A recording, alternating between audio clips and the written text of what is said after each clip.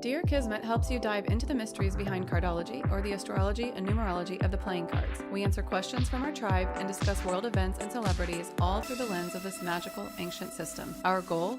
To help you align with what is written in your cards and to raise the collective consciousness of the planet. If you go to our website, itiskismet.com, and enter your birthday, you'll get to your card's one-stop shop where you will find a 15-page report on your card and much, much more. You can also go to our site to find the cosmic connections, also known as the planetary energies, between you and another person. Now is the time for cardology to become as encoded in the collective energy as astrology and numerology are. So please tell your friends about Kismet. Hey everybody, welcome to the next episode of Dear Kismet. Today we have a letter from someone that's written in about a love question, and then we're going to be talking about the O.J. Simpson case, which is basically crack if you've been watching the 10-part series that are on Netflix or anything like that, if you've been paying attention, even though it's over 20 years old. But first we're going to say hi to Paula and Candy, who are here. So I'm Laura, so let's say hi to Paula. Hi everybody, I'm Paula. And we'll say hi to Candy. Hey everybody, Candy. All right, so we're going to start out with our first letter, our Dear Kismet letter. So Candy's going to read that for us. Yeah, so our letter comes from Miranda, who is a King of Hearts. She writes us stating, I started dating a guy long distance in January. We started communicating in October. I think everything is going great, but I don't trust my instincts around romantic relationships anymore since my heart was broken by a guy a few years ago.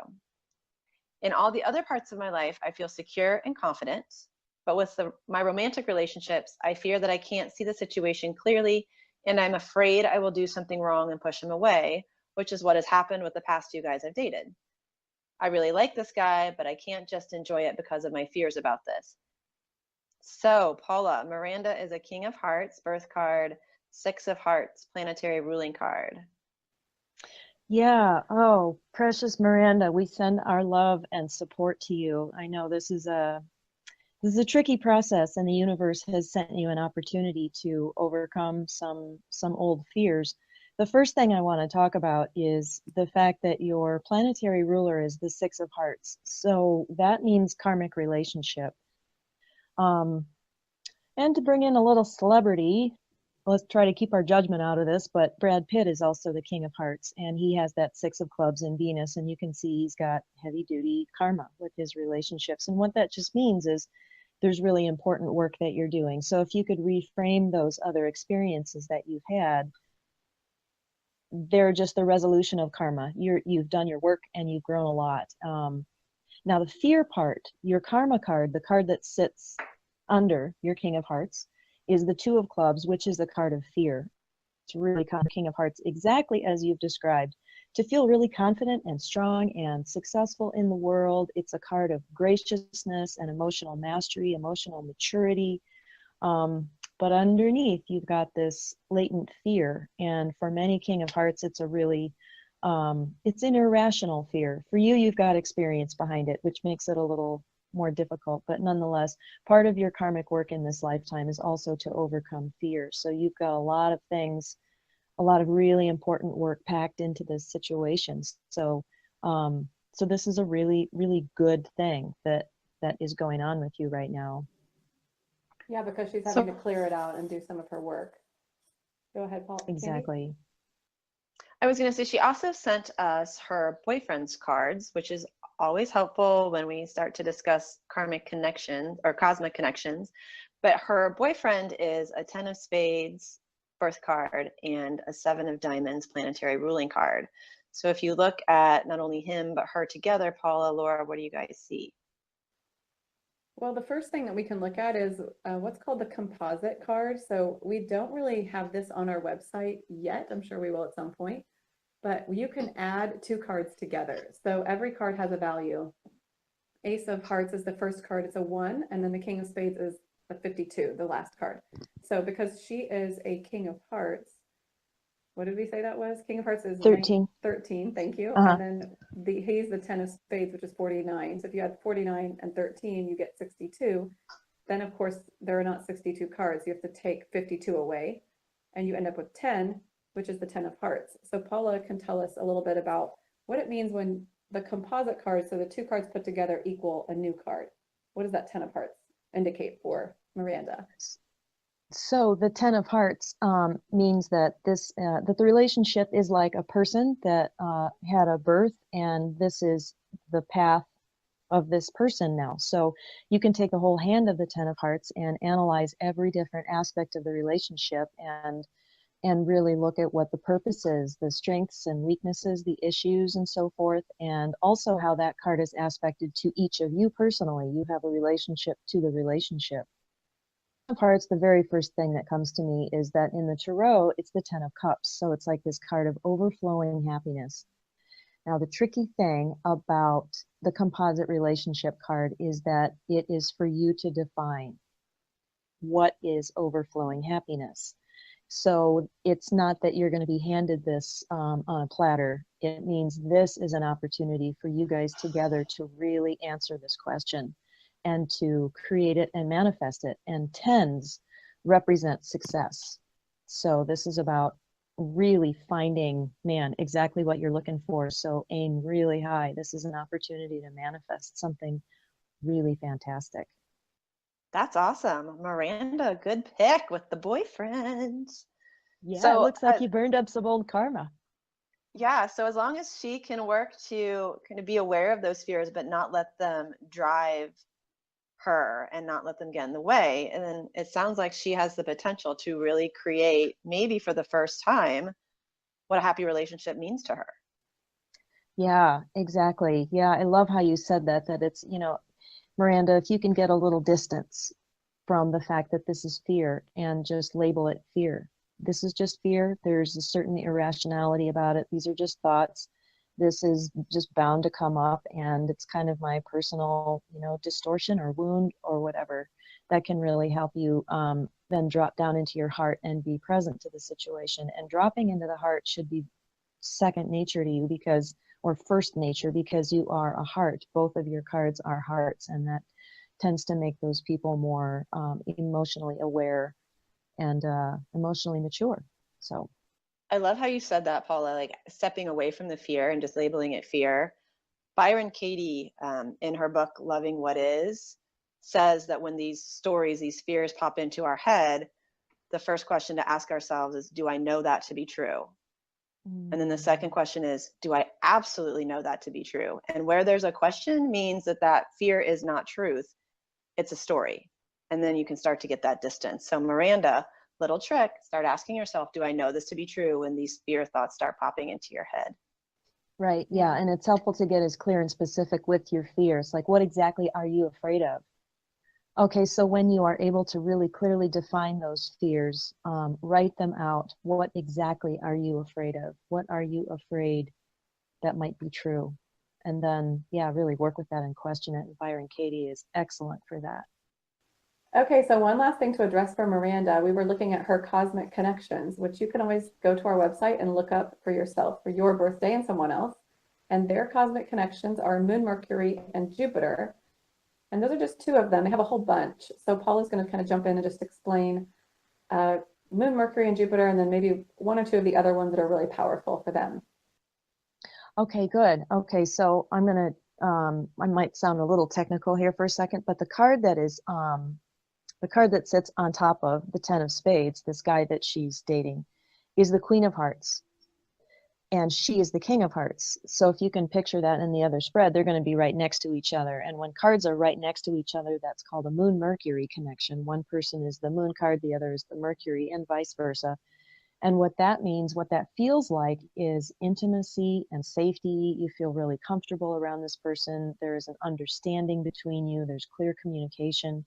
And just psychically and tuning into them. And I'm just getting that it's like, whoa, I didn't know this could be so comfortable and so safe. And I'm getting that there's a feeling of time and space, that they don't have to cram it all in. So Miranda, go back to your heart and feel that as much as you can, because that's what's real. And then the other connection that they have a multitude of connections, especially because of their planetary rulers. And we're not going to get into that. We're just going to go to their one other main connection, which is expanded Jupiter. Robert Camp calls this the cosmic life reward card, right? Mm-hmm. Anyway, what that is it's an expansive, I'm your cheerleader. I see all your potential. I'm going to really support you in all of this. So number one, they feel safe. And number two, they feel like this person really believes in them and can see everything that they're capable of. And there are the downside to each one of those, because there is a lower vibration for each one. The Moon Mercury can feel like enmeshment, where you're getting too tight and can't live without each other kind of feeling. And the downside of Jupiter is that sometimes it feels like this person is always trying to get you to think positive and expand. And sometimes expansion is uncomfortable. Sometimes we need to contract and just feel small and retreat from life a little bit. So if they can have some latitude with that, and then, go with the deeper, more loving vibration of Jupiter, which is, yeah, I acknowledge where you are, I accept where you are, and I see where you can go. All right, let's switch gears from romance. Well, maybe we're still hanging around in the area of romance, because we're going to talk about O.J. Simpson. And specifically, we're going to talk about O.J. in relation to the People v. O.J., American Crime Story. If you didn't catch it when it aired, you can find it on Netflix. Cuba Gooding Jr. plays O.J. Simpson so well that I actually forgot he wasn't O.J. Simpson. Actually, every character is played so well that you will forget what the real person looks like. It's truly a work of art, which is why it won so many awards. But I've watched this series, and I watched pretty much anything else I could get my hands on about OJ. It is so fascinating. And I think what makes it so fascinating is we have this football hero, this all-American man who broke down stereotypes. And all of a sudden, he becomes, in some people's eyes, a monster, and we can't reconcile the difference. So Paula, what is it in OJ's cards that can make him have such a big shift and have these two distinct personalities? Yeah.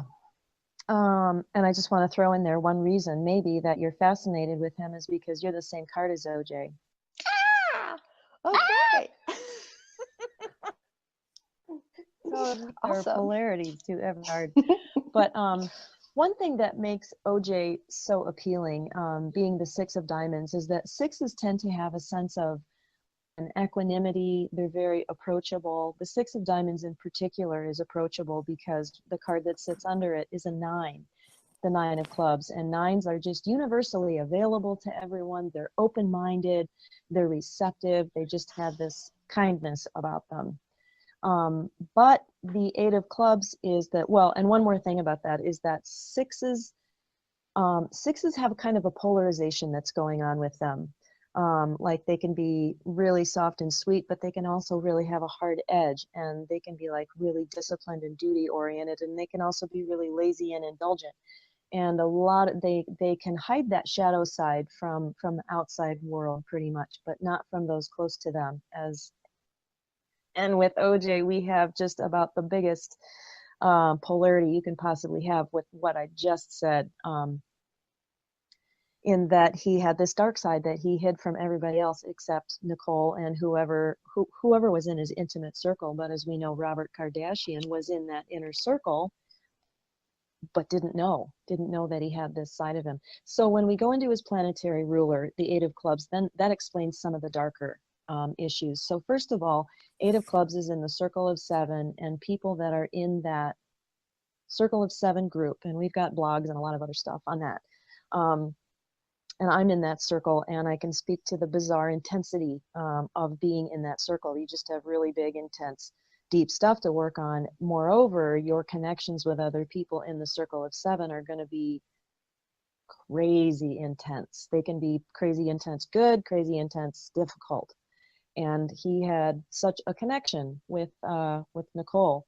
So beyond the 8 of Clubs, and I also want to throw in there, the 8 of Clubs has this incredible, bizarre polarity to it. And most people who are the 8 of Clubs will often have an identity crisis and say, I don't know who I am. My daughter is an 8 of Clubs, and she calls me regularly and says, I don't know who I am. I'm like, here we go again. You're amazing. But it's because they have, well, I'm not going to go into why, but they do have a lot of polarities in their life, and they wonder, who am I? Now, the moon card to the 8 of Clubs is the Jack of Spades, which has been called the liar, actor, thief card, and it is the shapeshifter. It's highly capable of deception. It makes a really good salesman. because they can kind of don any sort of energy. And when my daughter talks about this ability, she's like at a party and she's like, well, I use it to connect with people. I can feel their field, and I just kind of shapeshift into whatever energy they're putting out, and then I get on their wavelength. So obviously, if this is going to be used in service to ego to just make yourself feel better, you're going to shapeshift into whatever you possibly can. And I think that this explains a little bit of OJ's ability to, this is so tricky to talk about, but the community, basically kind of said, and this comes out in the Netflix show, he turned white. He left us behind. And it's like he shifted his identity and was able to really successfully shift into a completely different subculture. Yeah, Paula, everything you said is so interesting because there's a great ESPN series that kind of takes the whole OJ experience kind of down a different track. So you learn about him as he entered college and as he started his professional career. And that's something that was brought up often in that series, was how he became colorless. It didn't matter where he went, he blended in. Like if he was at an all-white golf course, he was the only Black man there, but he was allowed there and he was treated equal. And so he had the opportunity to gain access to places and people that others might not have had, but he literally was just seen as OJ. And they talk about that regularly. He wasn't OJ, a Black man, he was just OJ. So yeah, everything that you said, like it resonated with how they described it in that other documentary, which is pretty cool. Wow, cool. So you mentioned, you touched on the relationship between OJ and Nicole and the fact that people that were closest to him may have had insight into this darker side. So let's talk a little bit about that specifically. What was Nicole's card? What was OJ's? How did they relate? Was she privy to this darker side? Did she see it from the beginning, or was it something that snuck up on her? No pun intended. Yeah. So, oh my God, the first thing that I'm noticing that I have not noticed before is that they have a Neptune connection in which Nicole would have idealized him. Circle of 7 Neptune, which I think we call that one bait and switch. And we've talked about that technique the universe uses to, hook you up with someone and then you do their work. But anyway, so that there's an illusory quality of relationship going on there. And they also, Nicole had a connection to the circle of 7. So when you add in the circle of 7 to all of this, it does 2 things. One, it intensifies it, and number 2, it takes it kind of beyond the veil into mystery, where we don't know what the particular past life karma is that they're working out. But I got such a powerful hit as I was watching this that everybody involved, the main players, I just had such a hit that they're replaying something from the past, and they're believe it or not, I progress. Maybe OJ got out of it last time by dying or something, and this time it's like, nope, not so lucky. He had to live through it this time. But anyway, their connection, the Pluto circle of 7 connection, is a death and rebirth kind of transformation. It's like, okay, you have an opportunity to deal with your most difficult issue here and come out on the other side. So Nicole's issue was probably, I deserve to be abused. And she did break through in that she left him. She was making progress and moving forward with this, but maybe not entirely. And OJ's Pluto connection with all of this is that she triggered him. She was the Pluto to him that triggered his deepest issue, and I feel very strongly that it was an issue of inferiority. I have to shapeshift and change who I am in order to be accepted and have value.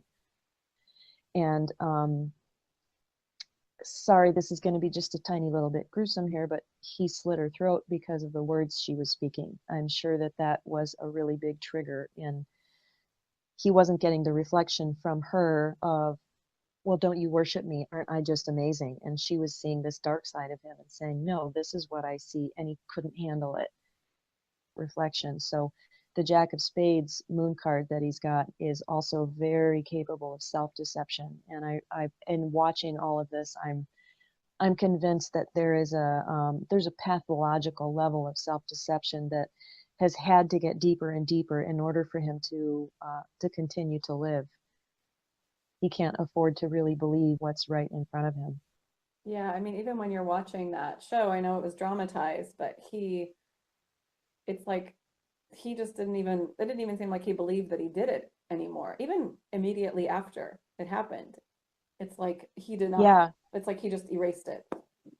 So, exactly. And he probably actually did not remember for a period of time that it happened. It was a repressed trauma. mhm. And then this is a related subject, but I'd like to bring it in here. I went online and I looked up OJ's Enneatype.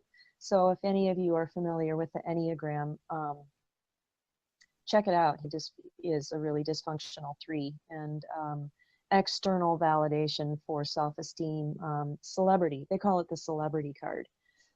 That's what makes them tick. And when ego takes that over, they're just all false self. There's very little authentic self in there, or it gets completely buried.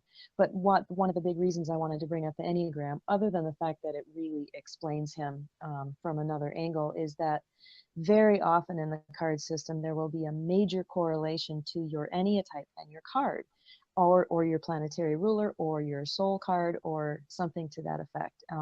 Oddly enough, the 6 of Diamonds seems to be one card that people will be something other than their Enneatype will be other than the major cards in their hand. And I'm not sure why that is, but I have noticed it. So, Okay, so I want to go back to something you said earlier about Nicole and how she kind of got out of the abusive relationship in this lifetime.